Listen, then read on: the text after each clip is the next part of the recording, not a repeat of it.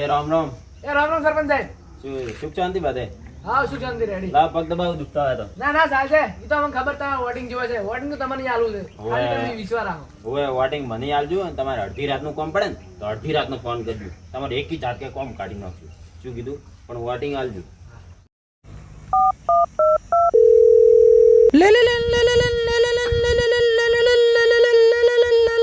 Hello સરપંચ સાહેબ બોલો. હા બોલો. શું કામ પડ્યું મારું? અલા મારા હગમ વ્યાસી કે એટલે પોસ્ટ ભરા ઢોરણ 4 નો જુબરી ને 3 નો જુબરી. મારું મને સોણ નાખવાનું કે સરપંચ નહીં કે?